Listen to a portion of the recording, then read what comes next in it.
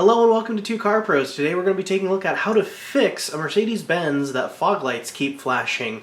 This is a warning by the security system to tell you that this is going dead. It's an alarm siren module, but on it is its own circuit. See these two green things? Those are batteries, and that's what powers it. Now, those batteries can go bad because they're batteries and that's what they do. And that will send a signal to your fog lights to flash, and it will keep doing it until you either replace the batteries, this module's ruined, there's no way you could do that, or you buy a new one.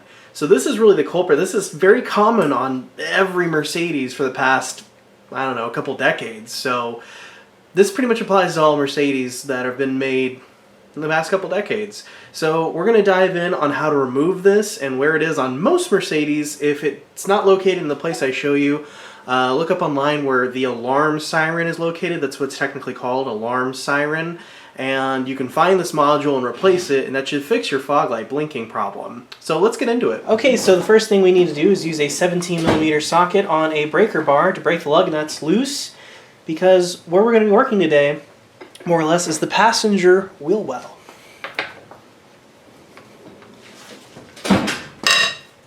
Once the lug nuts are loose, we can now lift the vehicle in the air. Check the card up top or in the description. I'll link a great video on how to properly operate jack and jack stands. Okay, so now we can remove the wheel. Okay, so this is the last lug nut here. Now because you can see how these lug nuts go into the axle flange, as soon as you take them out, the wheel's going to fall off, so be really careful.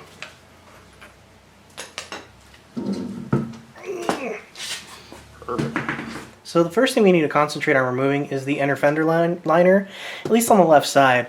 Now our first steps to getting this out are these two little body clips. The middle pulls out and then the entire assembly can pull out with it. So we need to get the middle portion out, although I recommend a standard screwdriver. And then lightly use a pair of wire cutters here. Don't grip on it and twist it off. These are pretty fragile and brittle plastic pieces.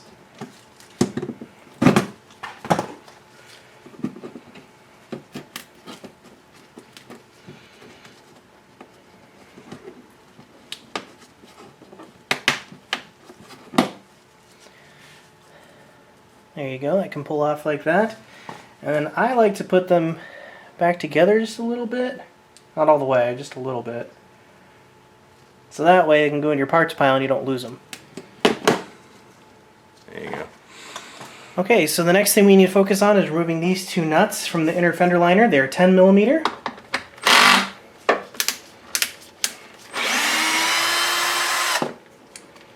There you go, there's one. And there's the second. Okay, so the next thing we need to focus on are these two bolts at the top of the inner fender liner. They are both 10mm. Although technically this is a bolt, and this is a nut. Okay, the next nut we need to remove is here. It's behind the shock tower. It is also 10mm. And we can move on. The next two fasteners we need to focus on are here. This one's 10mm. And this one over here is 8mm.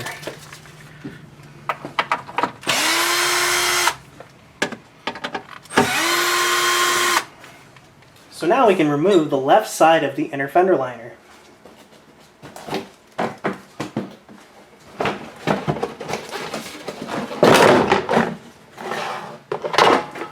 There we go. So we need to unplug the alarm horn battery module. So there's a little tab on top. You use your thumb, push down on that, and then pull it out. That's how you undo the electrical connector. So the next thing we need to do is remove these three nuts that hold the module in place. They are 8mm.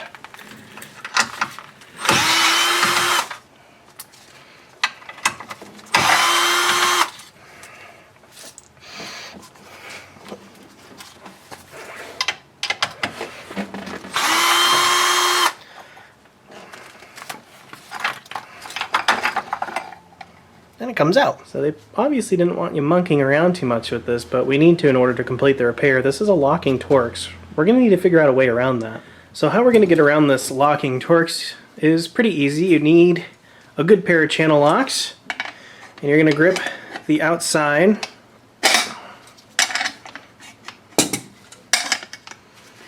lay the channel locks completely flat here and get a good grip on it.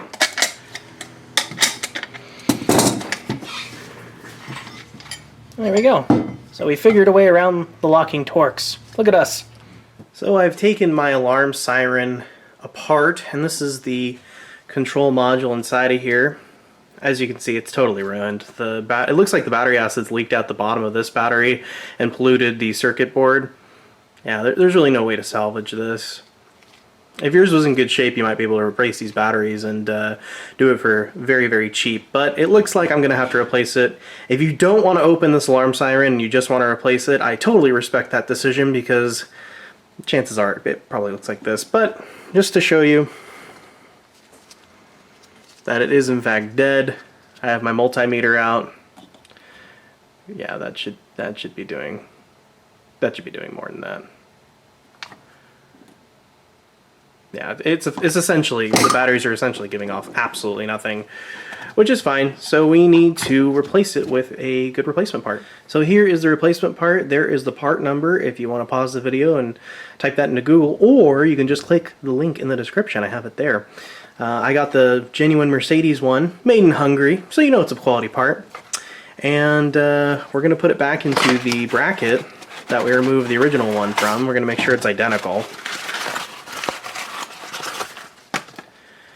It's a little different. It's kind of a little more of a purple casing, but I've been told that this is supposed to be the one. It says Bosch on the back of it, even though it's from a Mercedes box. That's funny. I would think it'd have like a Mercedes logo like this one does. See? I wonder why that is.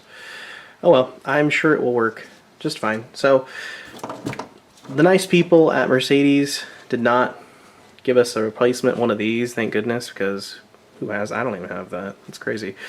They gave us a bolt on the end of here and a nut taped to the top of the box. It's kind of funny. So we can replace it how we removed it earlier, making sure that we don't block off the electrical connector, because if we mount it like that, you're not going to be able to get the electrical connector in there, so it needs to be like this. There's even little grooves. See the little grooves? They match up with that, so it's basically foolproof. I like that. So we can start the nut on by hand to make sure it's properly seated there.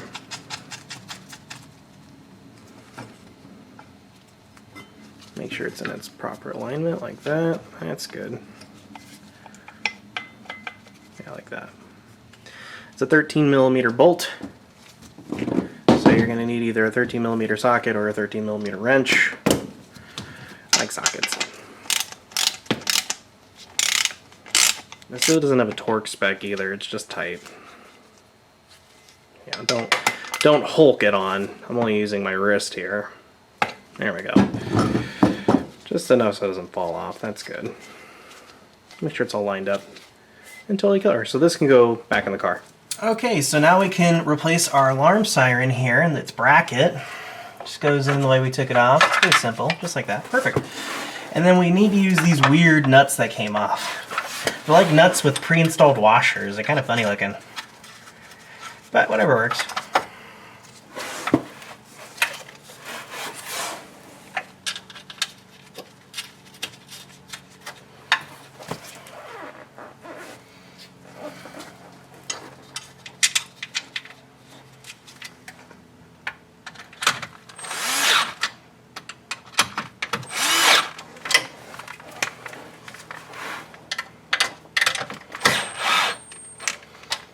And there you go.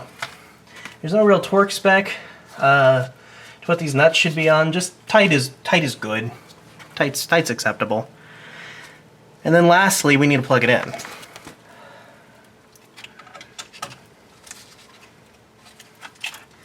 There we go. It's nice and plugged in. Didn't really hear a click, but it's not coming back out, so it's plugged in. So now we can replace the left inner fender liner.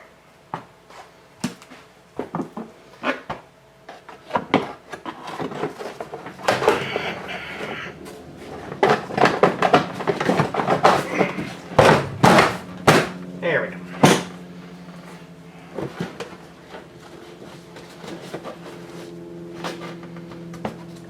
Bing! And it worked.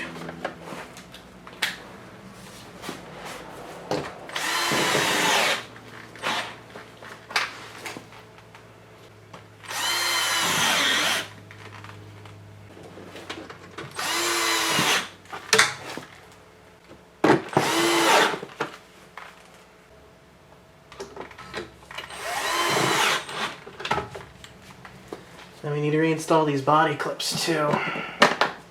So you just push the base of the clip fully in, like that, and then you push the middle in to lock it into place. That, and lock in place. There we go. That goes on this side here, closest to the door. And then the little bolt, I believe it's 8 millimeters. Yes, it is, the 8 millimeter bolt. It's very, very tiny, this one. See how small it is? We need to replace that one, and that one goes closer to the inside of the car.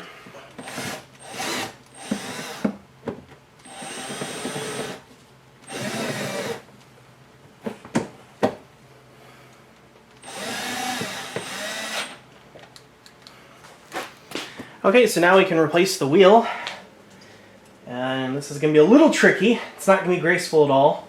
What I like to do is load up the 17 millimeter socket early and put it in the wheel. So I have something to aim for.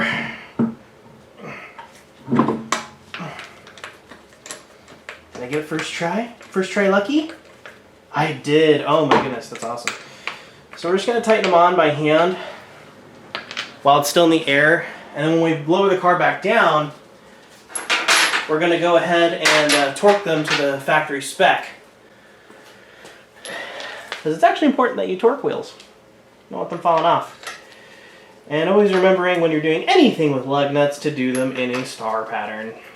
There we go, perfect. Now we're ready to put it back on the ground.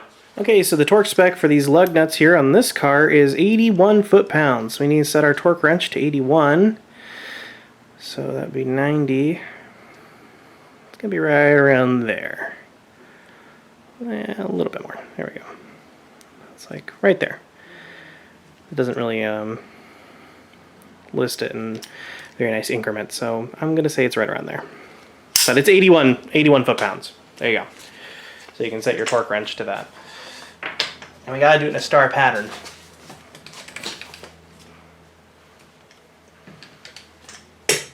There's 81. There's another one.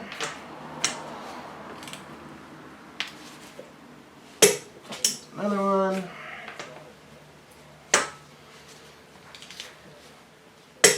And another one.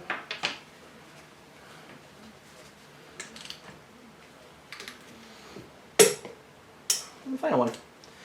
Very nice. Okay, so I want to go over a couple things that happened once I plugged the alarm siren in. I plugged the alarm siren in a few minutes, the fog lights started flashing, which kind of worried me because that's what we wanted to fix, right? But I took the car for a drive, and now it's not doing it anymore. So I think I was wrong earlier when I said that they're independent. The charging system is independent of the alarm siren. I think it just needed to charge a little bit because it hasn't done it since. So the issue is resolved. And that's how to fix your fog light blinking problem for your Mercedes-Benz. It's a fairly simple repair. I was actually really surprised by how easy it was. It only took me maybe 20 minutes to get the alarm siren out and maybe another 20 to put it in. And the replacement part wasn't too bad. It's about 140 bucks. I'll leave a link in the description on Amazon. You could just click it and buy it from there. Because you're going to use some quality replacement parts on this thing because you don't want to take it apart again. It happens. It's going to happen to every Mercedes. I can just tell you that because the batteries are going to go flat. It's a separate circuit from the charging system on the car, so it's going to go bad. Let's just put it that way. Thank you so much for watching. If I can do it, you can do it. Make sure you're subscribed, and I'll see you next time.